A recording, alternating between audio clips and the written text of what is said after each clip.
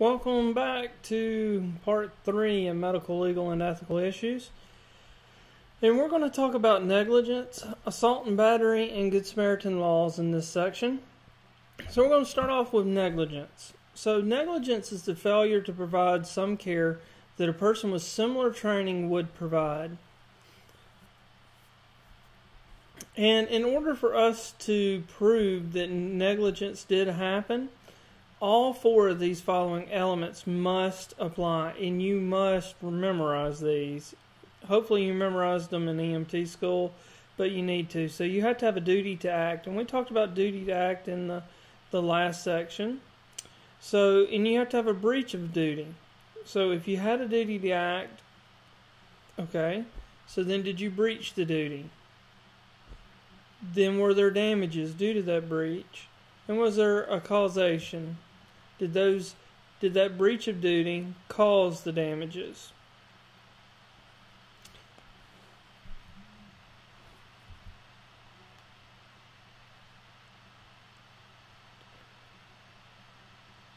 So also, let's sit here and let's talk about assault. So there's a difference in assault and battery. An assault is really more of a fear or an intimidation, where your patient or someone feels like they are in immediate danger. So if you come up to someone and you tell them in a really threatening manner with some type of object in your hand and you're acting like you're going to hit them and hurt them and you're snorting and growling and stuff, that could be assault. Now, battery is when you touch them.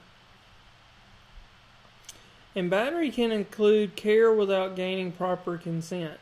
Now, kidnapping is seizing, confining, or abducting or carrying away by force. So it doesn't commonly happen in EMS because we should be getting consent.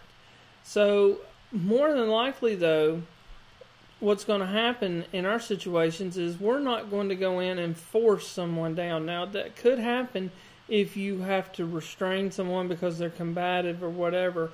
Someone could accuse you of kidnapping, but in that case you want to make sure you have all your I's dotted and your T's crossed.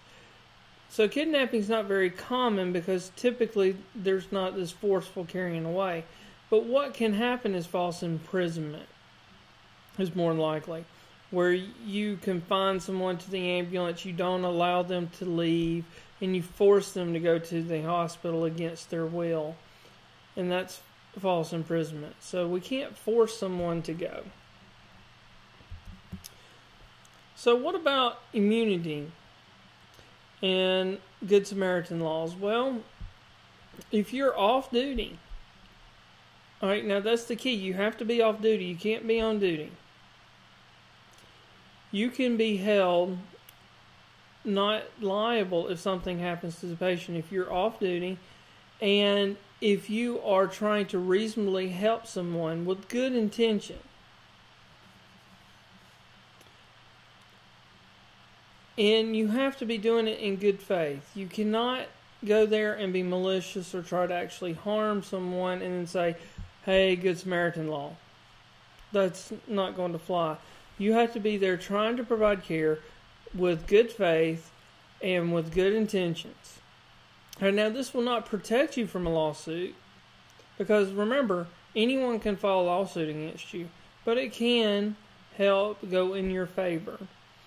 Now, usually when we're on duty, when we are on duty, we're not covered under the Good Samaritan law, but let's say if you're going home from work, well, then that could apply. But if you're a volunteer and you've got a volunteer radio on and the volunteer radio goes off and you go en route, then the area, it gets kind of muddy. Are you covered under Good Samaritan because you're not getting paid? But however, you do have a duty to act. So does the Good Samaritan Act cover you? So you want to be careful in what you do. And the bottom line is, if you're providing care, it doesn't matter what the situation is, you should be providing care at the best of your ability with the best of intentions and have the patient's welfare and best interest in mind and should come first.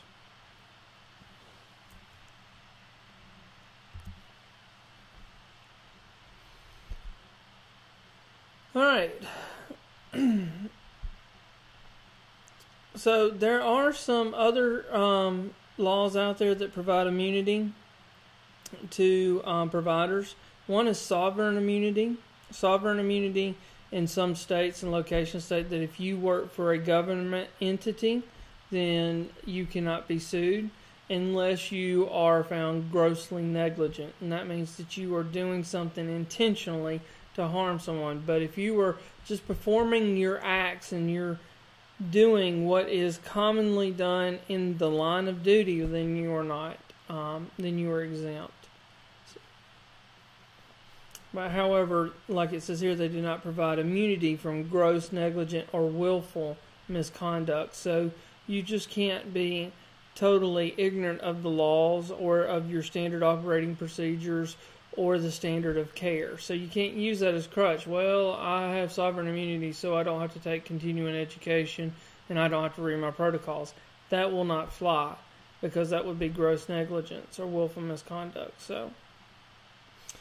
So remember, regardless, depending on where you're at, where your service area is, what state you're in, the laws can vary, and you need to always consult with your medical director, your supervisors, and you can even consult with your state office at EMS and look at their rules and regulations so that you are in compliance with the rules and the statutes that have been established for you to follow as an EMS provider. All right, so I hope this was helpful. The next section we'll be getting into part 4, and we'll be talking about consent.